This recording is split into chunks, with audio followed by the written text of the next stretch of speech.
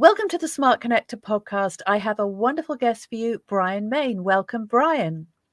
Nice to be with you, Jane. Brian is an inspirational author, trainer, and multiple award-winning speaker who's achieved fame through his signature goal mapping success system, which has impacted millions of adults and children worldwide.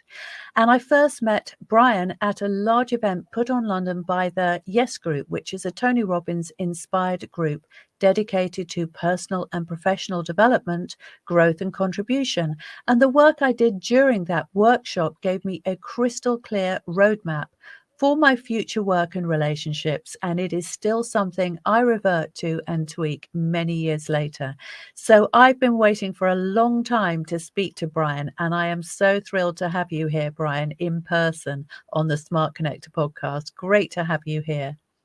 Yeah, it's a pleasure to be here, and I apologize. I know you did wait a really long time for me to find the time to meet up. It's been such a busy period, but great to be here now and to talk and to share. Yeah. So tell us, Brian, it is now, as we record this, we're coming to the end of the year. It's mid-December. So what has 2022 looked like for you? What have you been up to? Well, I've been traveling a lot again and speaking at physical events around England, but also abroad. I've just this last couple of days come back from Ireland, but I've also been to places like Italy, Greece,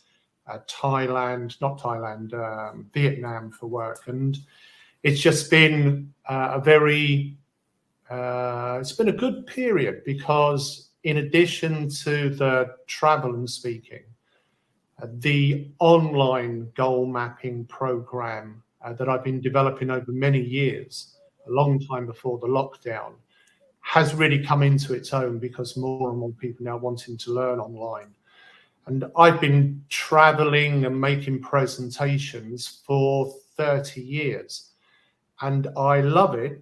And it's also tiring very often, and you pay a price for it. I was constantly away from home and not always seeing my children very often. And so now, having the ability to be able to help people in very distant places, as long as they have an internet connection, through the online platform and to do online coaching, really has enabled me to start to fulfill some of my big long-term goals. For many years, I've had a goal to reach 7 million people, and I used to chase around the world trying to reach as many people as I could.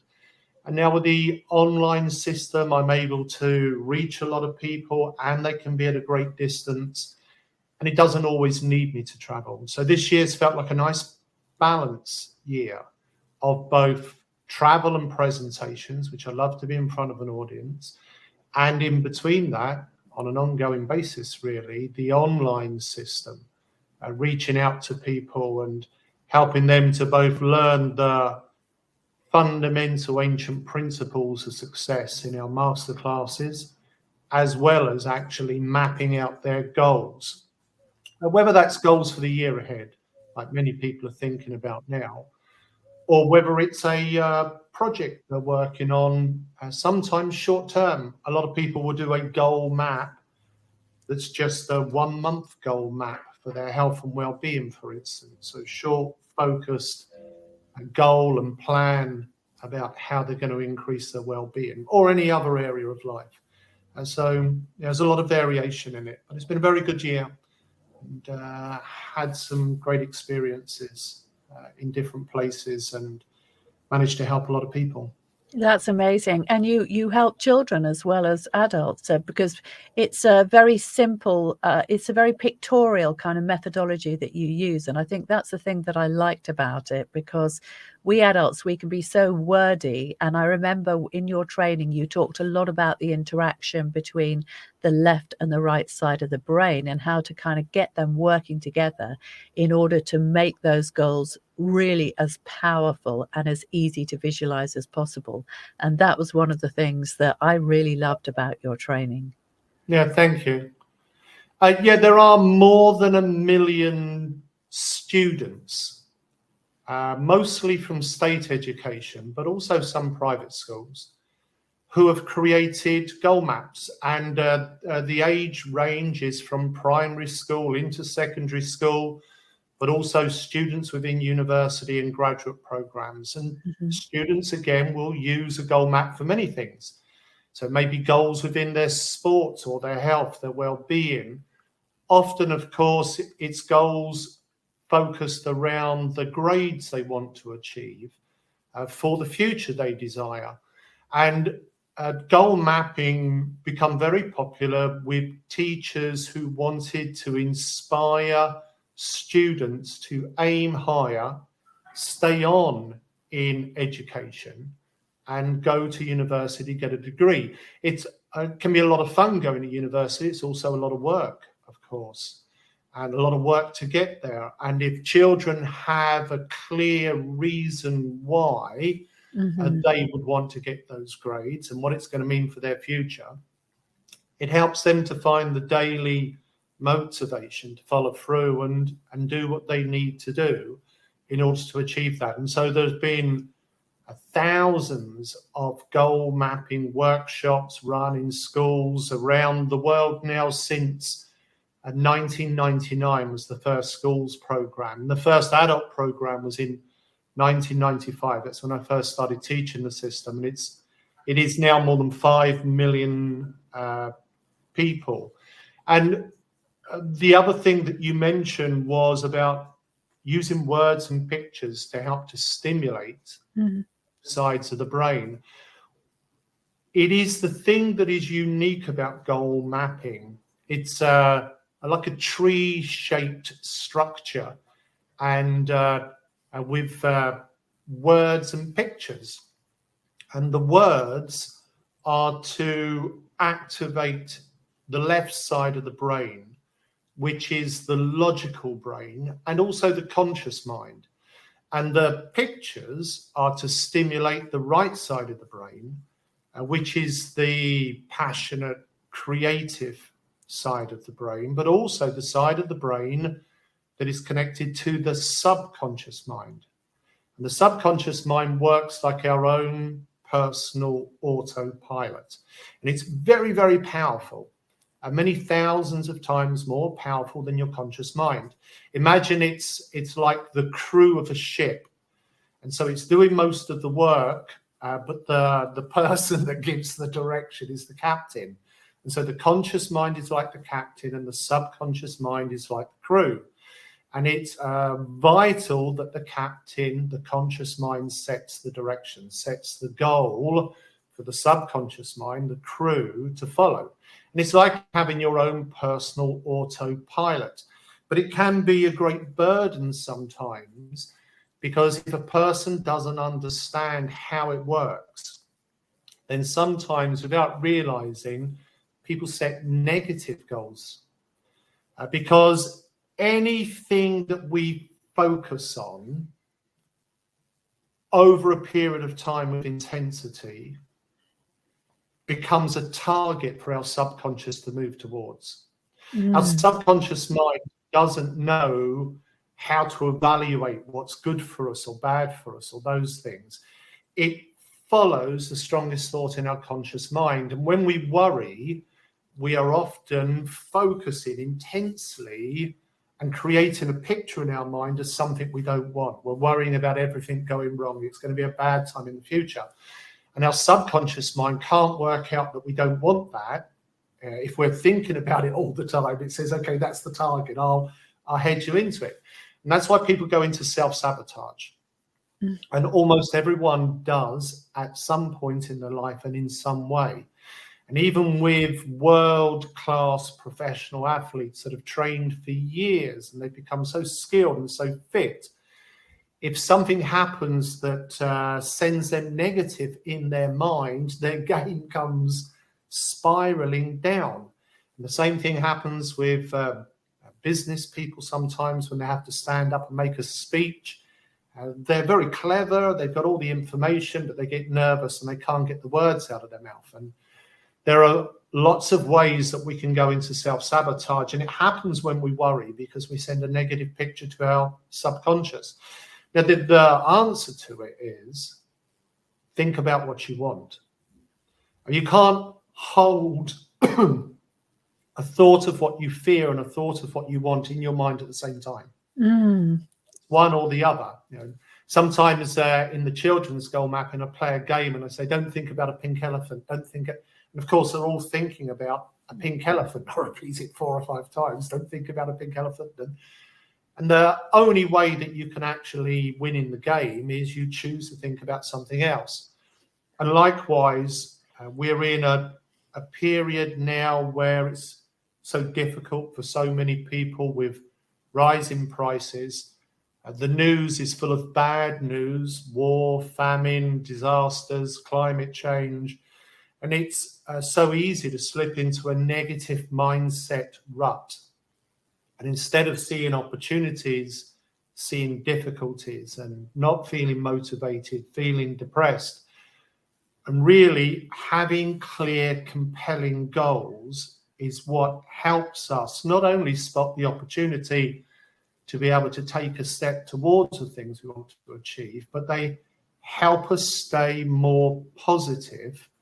And that's particularly important during dark and difficult times like those at the moment, because our natural survival system that we have all been born with, that has developed over several million years of evolution, is called fight or flight. And when there's a problem, and we go into fear, our body starts to shut down so that either we freeze or we can run like hell or fight. And in modern life, it simply doesn't work because we're not facing a wild animal that wants to eat us anymore. We're facing problems like, how do I increase my income so that I can cover my bills and the rising costs?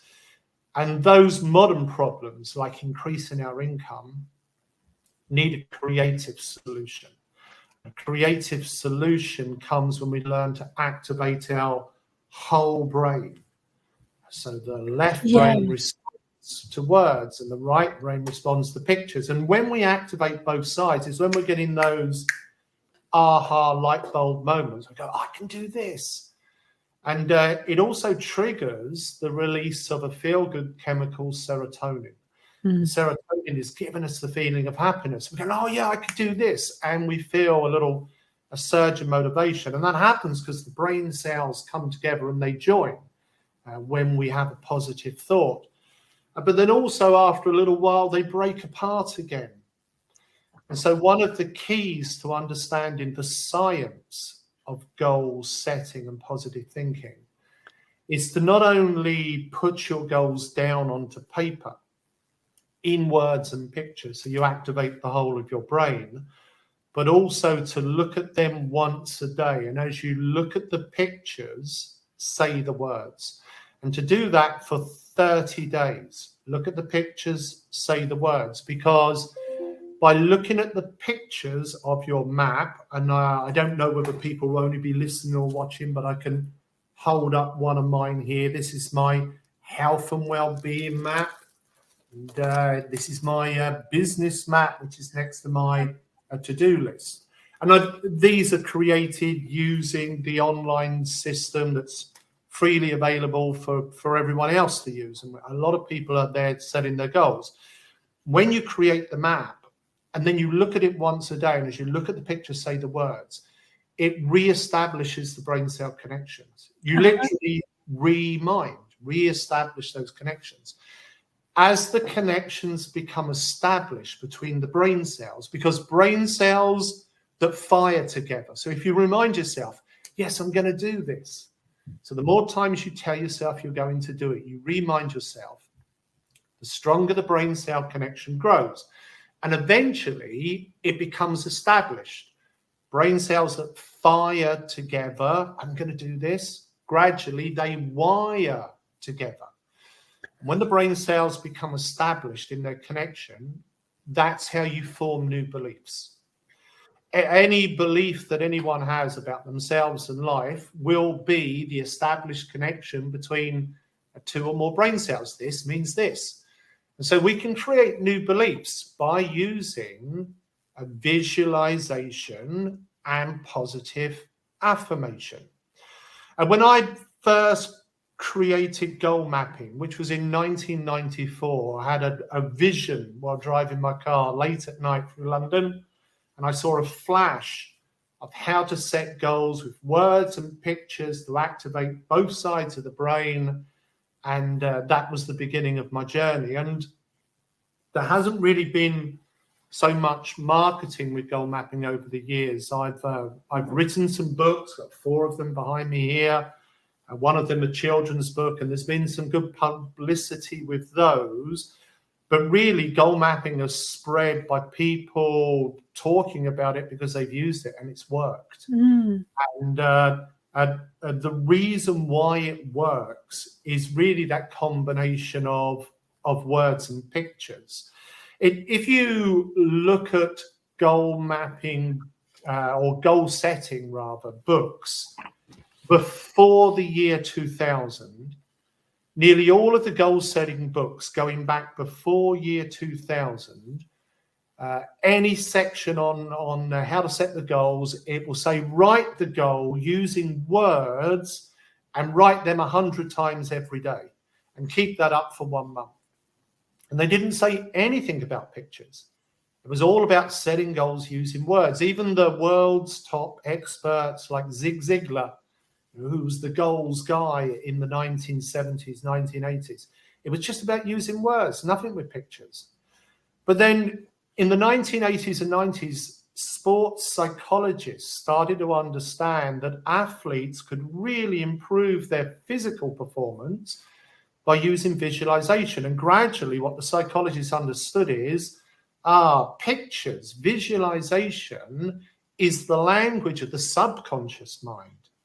And the subconscious being the autopilot, if we get the goal into the subconscious is working with the athlete and helps the athlete more often, more consistently to get their best performance. And soon that learning found its way into personal development.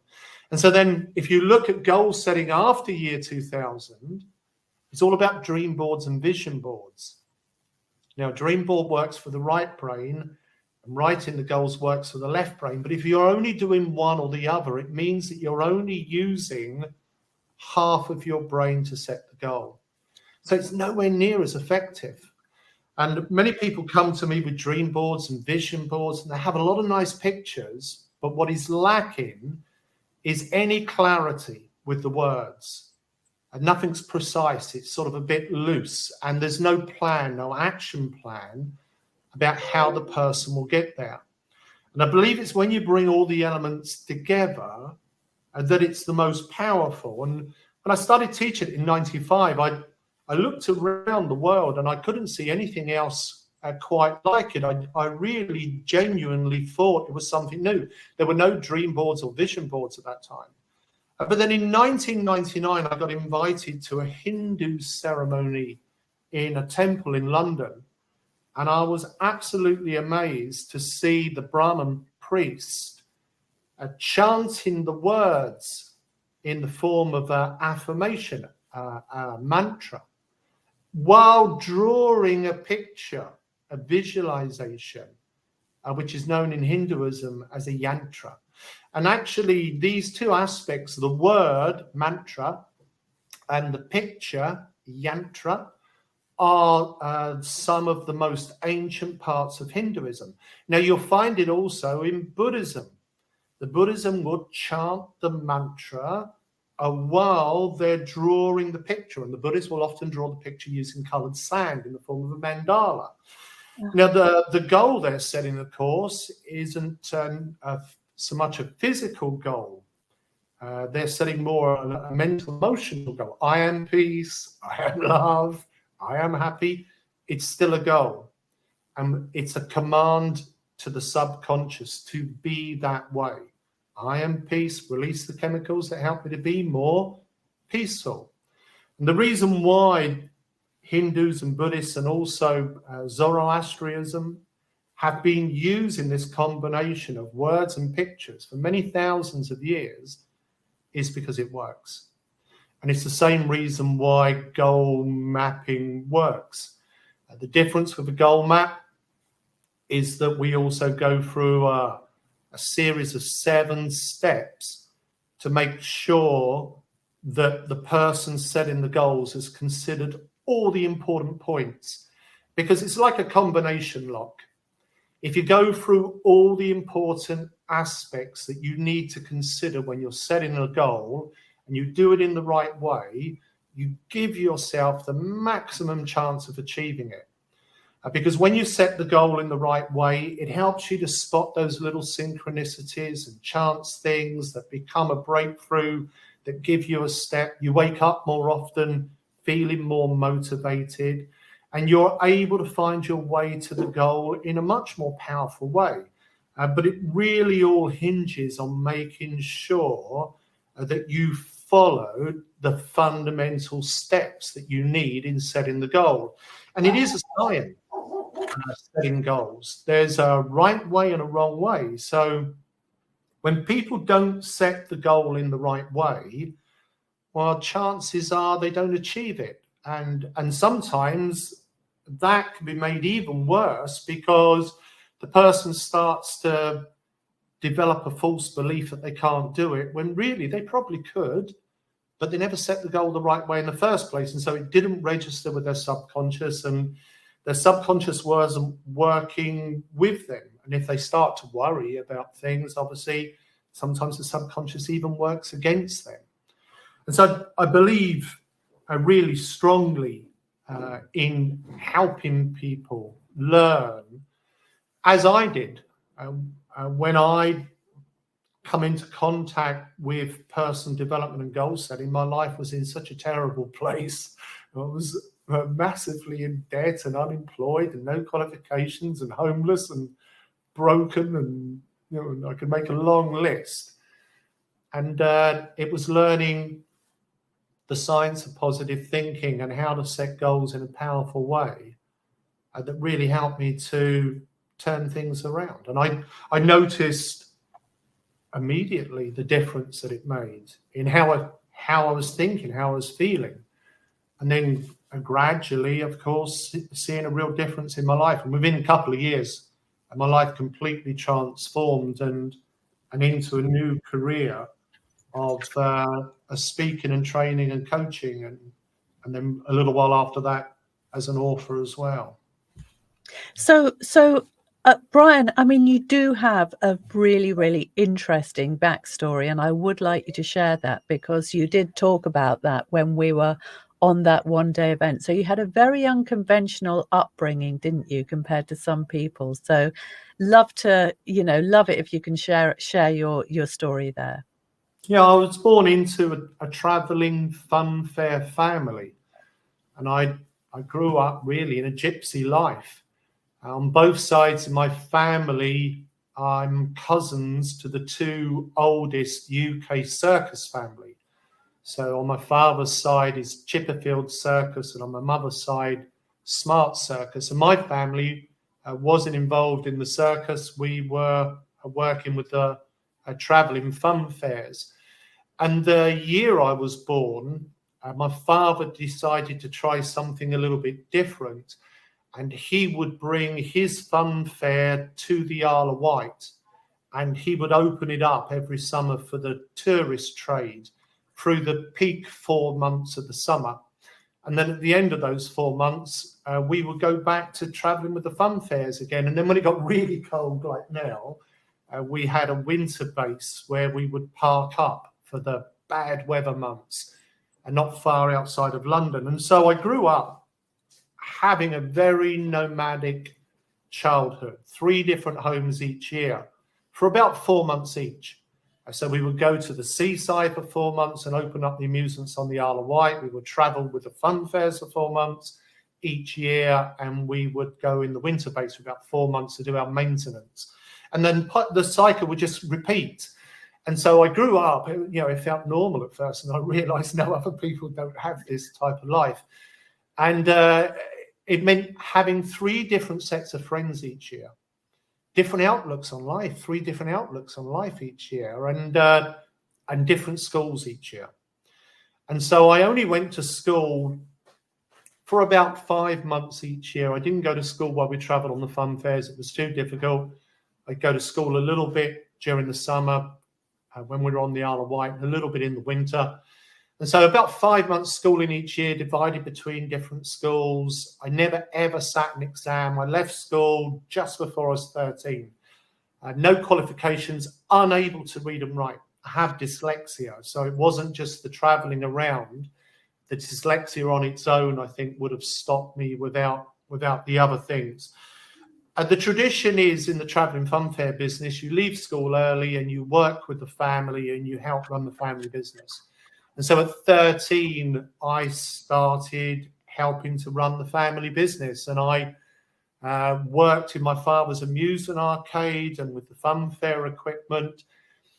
And gradually, my father bought more and more amusement arcades on the Isle of Wight. And by the time I was 18, our business on the Isle of Wight for the tourists was much bigger than the fun fair business. And so we decided to stop the fun fairs, and we gave it all to my sister and my brother-in-law. And to this day, they continue it with my nieces and nephews and cousins.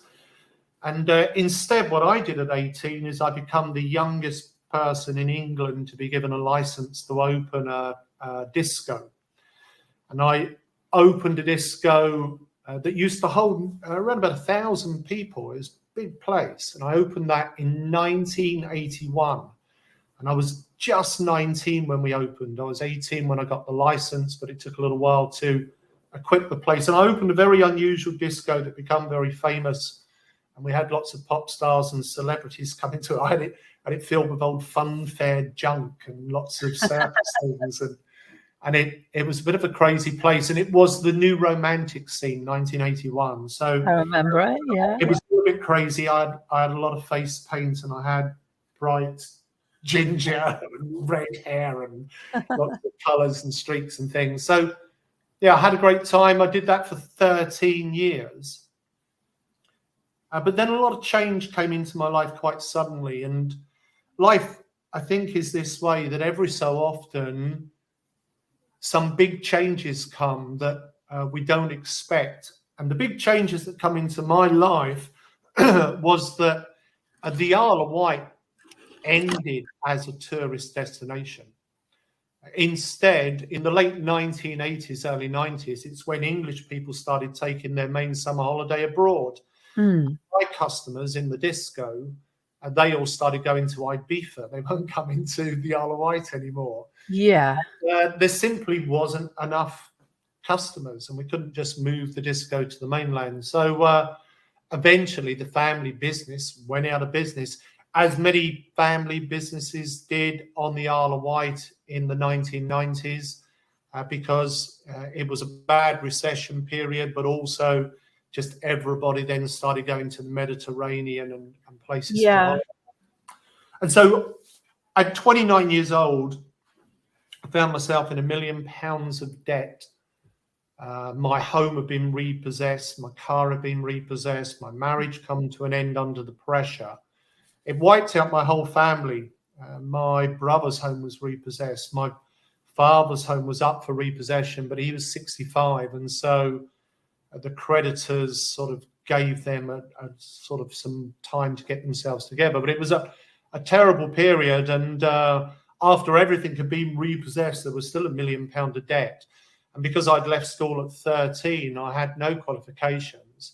And I couldn't read or write. And I took a job in a direct sales company on commission. So if I sold something, I earned something. And to be honest, I wasn't very good at it. I didn't sell anything at first, mostly because I was so negative about everything. I was scared about my future. I was worried. I was confused. I didn't know what to do. I'd had this strange life I'd grown up in, but there was always lots of money, and suddenly there was none. Yeah. And I didn't know how to cope with it. And I was very depressed and very sad, and I didn't go and get any help. And so it was a very dire time. And if you're feeling very down and very sad, it's hard to, people are not drawn to buy things from you necessarily, and you don't feel very Yeah. motivated. Yeah. But the turning point for me was that the organization I joined put on a personal development workshop.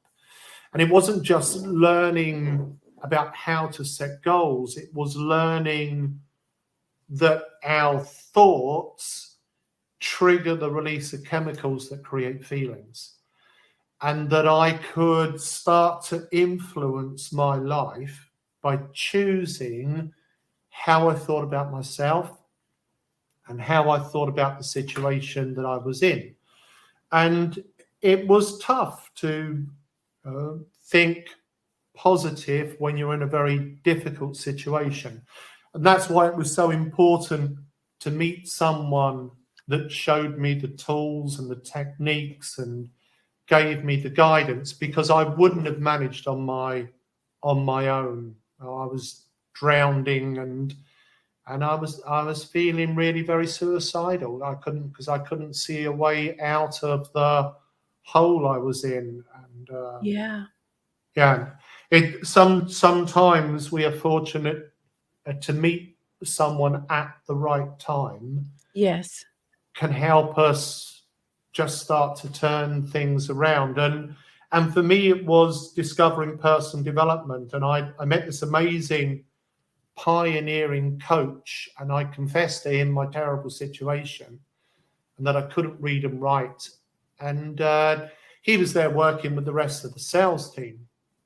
But he showed me how I could use the same positive thinking strategies and goal setting to overcome my learning challenges and educate myself, basically, as well as using them in my work life.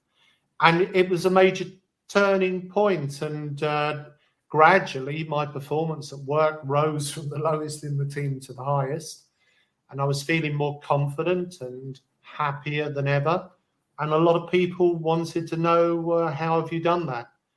And I started to explain to them about the techniques I was using. I overcome my learning challenges. I taught myself to read. It took me a year to learn to read. I didn't go back to school. I just used all of the positive thinking and the goal setting to form some new brain cell connections, and it helped the words come into focus. And once I could read, I made a decision that for a couple of years, I would discipline myself only to read personal development. And I learned to speed read, so I would often read a book a week. I went through a lot Wow. of personal development, and I realized that most of the personal development books are all saying the same thing, really. The stories change, and sometimes there's different techniques. But in essence, a lot of the books are saying the same stuff, which is that true lasting success is not an accident. And we can have a random success like winning the lottery, a chance success. Happens every so often. But if we don't learn how to think in successful ways and to live with good values and attitudes, that lottery win doesn't make the person successful. It doesn't make them happy, even a lot of them. And if you actually look at the statistics, many are worse off a few years later than they were before the win. Yeah. Because true lasting success really requires us to be the creator of that reality. And I believe more than ever before, because we live in this incredible, fast changing world, to achieve true success, it's a whole brain game. We need to be working with our right creative brains. We've got a good vision of where we're going and why. And we want to be working with our left logical strategic mind so we can be effective as possible within our actions. And one of my favorite books, and I'm not a religious person, but there's an amazing book that was given to me, maybe like 27 years ago, called The Gospel of Thomas. And you won't find it in the Bible because the church didn't like it, and so they burnt it in the 3rd century. And it was thought that every copy was lost. The church didn't like it because in the book it says you don't need the church and you don't need a priest. You only need to look within yourself. And it's really not like a Christian writing. It's a little bit more like an Eastern Buddhist sort of teaching. But the reason I mention it is it says in the book, and it's a very short book, it says, the secret to success is a movement with repose. A movement with repose. And it's like a lot of Eastern sayings, it's a bit of a confusion because repose means the rest, the lay back. And so it sounds like a contradiction. You're a movement, but at the same time you're laying back, repose, rest.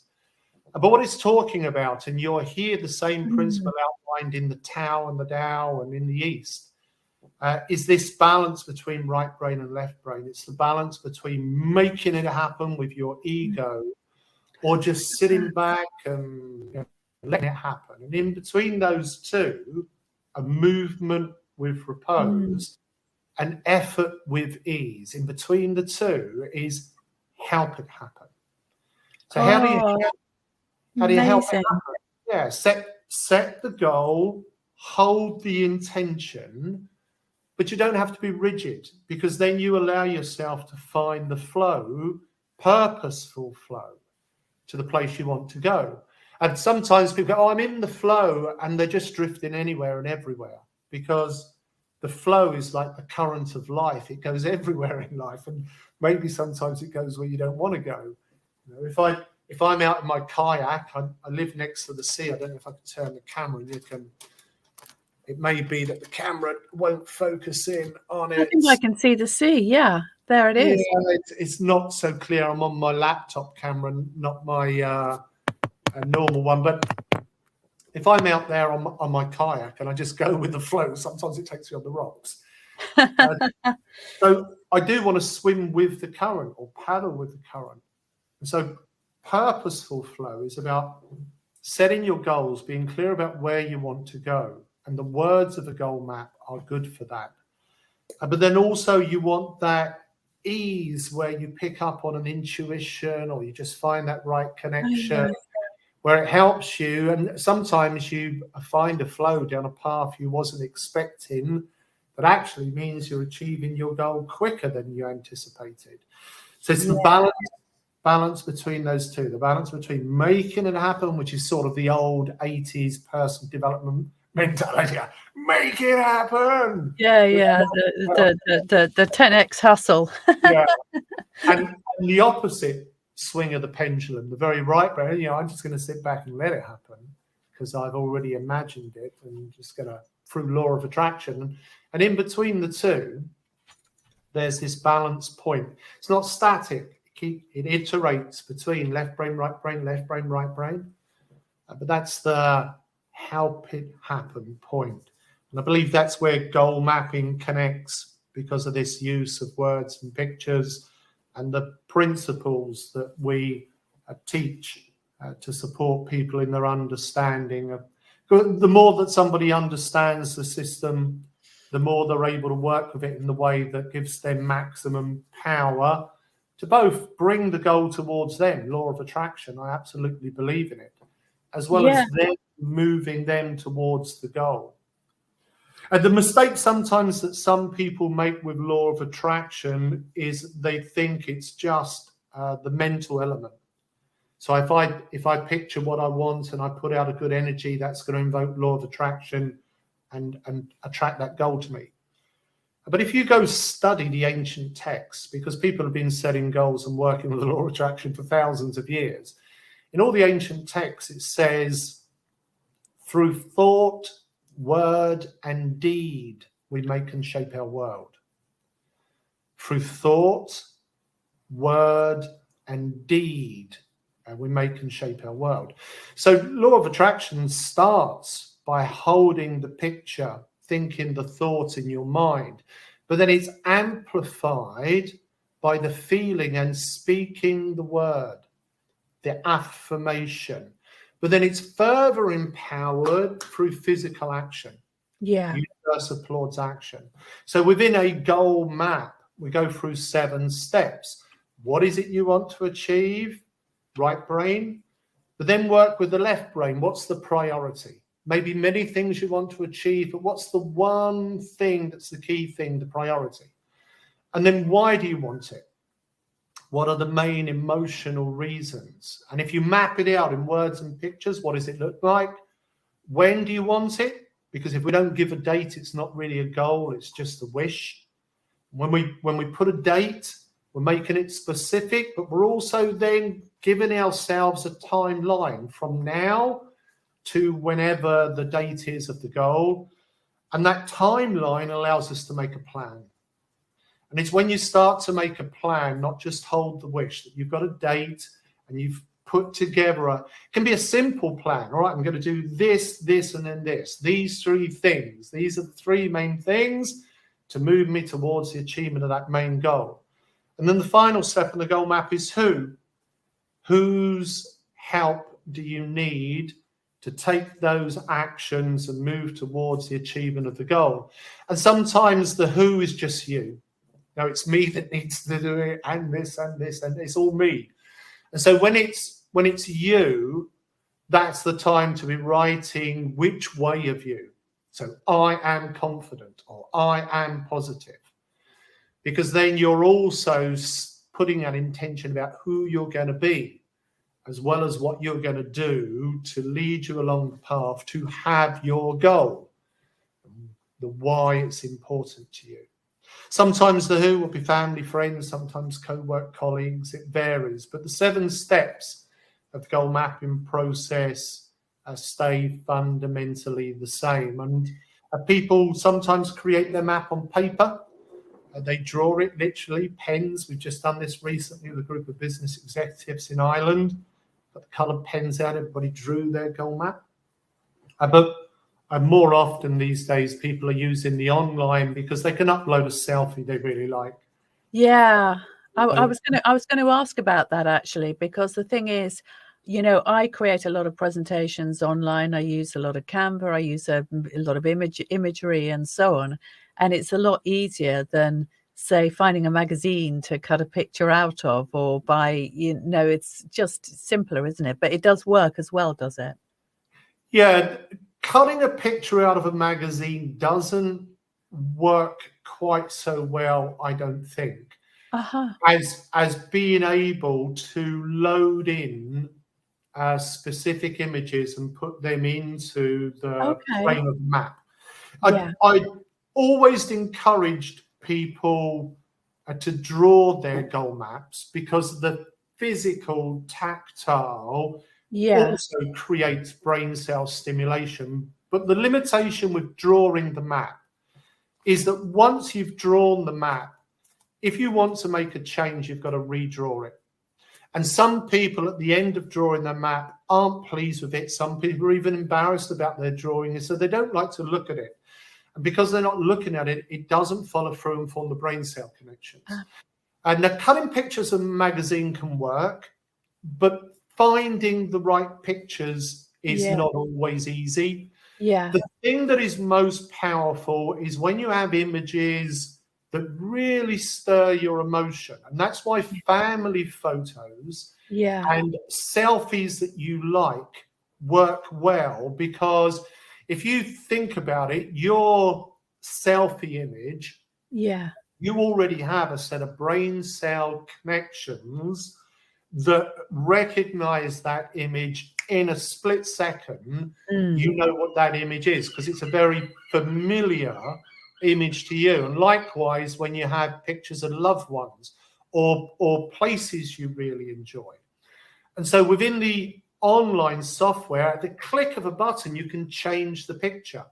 And it's completely changed how people use goal mapping, because I used to draw a goal map, and then once I'd achieved the goal, I'd sort of move on to a new map. And often I would have a goal map for a month, say for health and fitness, and then I'd draw a new one. Whereas now I simply update my existing one. And I've got several goal maps. So I've got a goal map for business, I've got a goal map for health, I've got a goal map for dream home me and my partner are going to build. Got a relationship goal map between me and my partner. So the goal maps in important areas, and I update them as new insights or new actions come. Because as we move towards the goal, we tick off the things we've done and we put in the new things. And in the online system, people are able to upload their own photos as well as download from the internet, or just use the images we already have in the folders for people to use. But the difference with the digital is the goal map becomes like a living document. You know, once you have it, it just rolls along, and we let people use the system for free, that they can create a goal map and they can watch the instruction video there about the principles. And we have a premium level for the people that want to use it and create lots of maps and attend the different monthly workshops and meetings that we put on. Oh, that's, so amazing. I mean, Brian, it's been such a pleasure to reconnect with you and talk to you about your amazing goal mapping resources and journey and personal story as well. It's been such an honor. So what I wanted to end with, you do have some resources. So how do people access them? Yeah, if you go to goalmapping.com, and you'll see there you can sign up for the online program. It's absolutely free to sign up. And there are a lot of resources there. So you're able to create your map there. There's video there that will teach you about the principles. You can also do life balance check. We've got an online journal. They're all freely available. And then there is a premium level for people that want to create multiple maps. And at the premium level, it also includes our monthly workshops. And we have a whole day workshop coming up on the 14th of January. Where we'll be guiding a group of people through both learning the principles about the brain cell connections, as well as creating their goals to help them make 2023 their best year yet. Yeah, and that one day that one day workshop is the one that I experienced when you ran it, at the Yes Group, and I can testify to that being so powerful. It was really, really a wonderful day. So for anybody that's watching live, I would definitely recommend that. It's fantastic. Yeah. So Brian, thank you so much for joining us and for sharing all your incredible wisdom and experience. It's such a great time of year. Just we're recording this. We're in the middle of December. We're coming up to Christmas. People traditionally take the time, I think, between Christmas and the New Year to step off the busy train and actually think about what they want next year to look like. So there you are. Brian is here. All of his resources are here. Any help that any help and support that you need, Brian and his goal mapping resources are here for you. So thank you very, very much again, Brian.